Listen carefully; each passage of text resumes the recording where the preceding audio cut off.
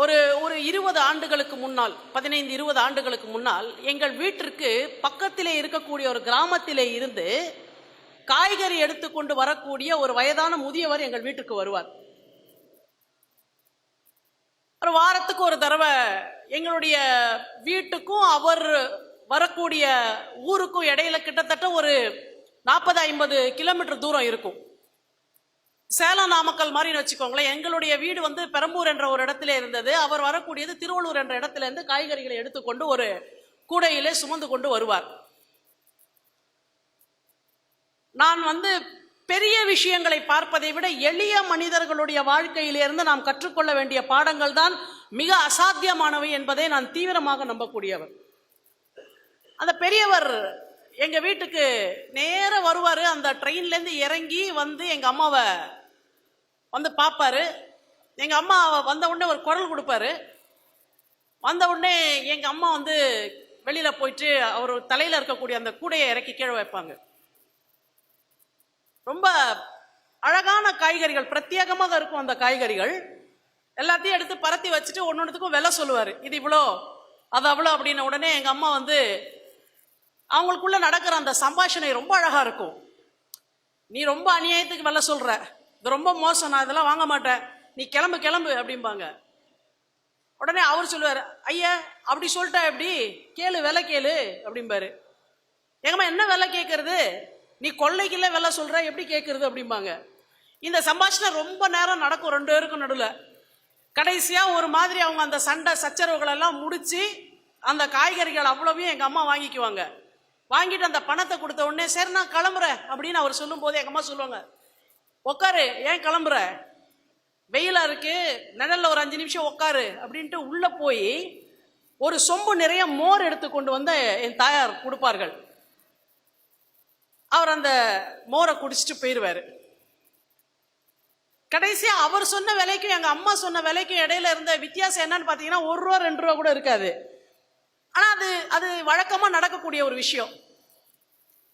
இப்படி நடந்து கொண்டே இருந்த பொழுது ஒரு நாள் அந்த பெரியவர் எங்க வீட்டுக்கு வந்தார். வந்த உடனே நான் வெளியே சென்று வாங்க தாத்தா அப்படின்னு சொல்லிட்டு அவருடைய கூடைய கீரை இறக்கி வச்சேன். உடனே அவரு அது இல்ல அத்தை கூப்பிடு அப்படின்னாரு. யாரு, எங்க அம்மாவை. வருவாங்க வருவாங்க, நீங்க விலைய சொல்லுங்க, காய்கறி விலைய சொல்லுங்க. எங்க அது எங்க அத்தை கூப்பிடு அப்படின்னாரு. அது வருவாங்க தாத்தா, உள்ள இருக்காங்க, வருவாங்க, நீங்க சொல்லுங்க விலை சொல்லுங்க அப்படின்ன உடனே வழக்கமா எல்லாம் சொல்ற விலையெல்லாம் சொன்னாரு.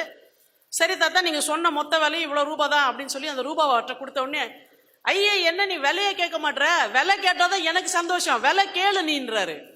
நான் விலை கேட்கல தாத்தா, நீங்க சொன்ன விலையை நான் கொடுக்குறேன் அப்படின்னா நான் விற்க மாட்டேன், நீ விலை கேளுன்றாரு. சரி தாத்தா நான் கொஞ்சம் விலை கம்மியா கொடுக்குறேன், நீ காய்கறியை கொடுன்னு சொல்லிட்டு நான் காய்கறியை வாங்க போறேன். மறுபடியும் கேட்கிறார். அது இல்ல அத்தை கூப்பிடு. நான் சொல்றேன் அதை கூப்பிடுறேன் தாத்தா, நீ முதல்ல காய்கறியை கூடுன்னு சொல்லி காய்கறியை கொடுத்துட்டு காசையும் கொடுத்துட்டு கொஞ்சம் உட்காருன்னு சொல்லி சொம்புல மோர் எடுத்துட்டு போறேன். மோர் குடிங்க. மறுபடியும் கேட்கிறாரு. அது இல்ல அத்தை கூப்பிடு. நான் கூப்பிடுறேன் தாத்தா, நீங்க மோர் குடிங்க. அந்த மோர் குடிச்சிட்டு எங்க அது ஏன் கூப்பிட்டா வரமாட்டேங்குதுன்னு போது நான் மெதுவா சொன்னேன் அவர்கிட்ட, தாத்தா அம்மா இல்ல ஒரு 10 நாளைக்கு முன்னாடி போயிட்டாங்க அப்படின்ன உடனே அந்த மோர் சொம்பை தூக்கி அடிச்சுட்டு அவர் அன்றைக்கு அழுத அழுகையை, என் தாயார் ஒற்றை பெண், அவங்க அப்பா அம்மாவுக்கு, அவளுக்கு ஒரு சகோதரன் இருந்திருந்தால் அவன் என்ன அழுகையை அழுதிருப்பானோ அதை அந்த காய்கறிக்காரன் அழுதான்.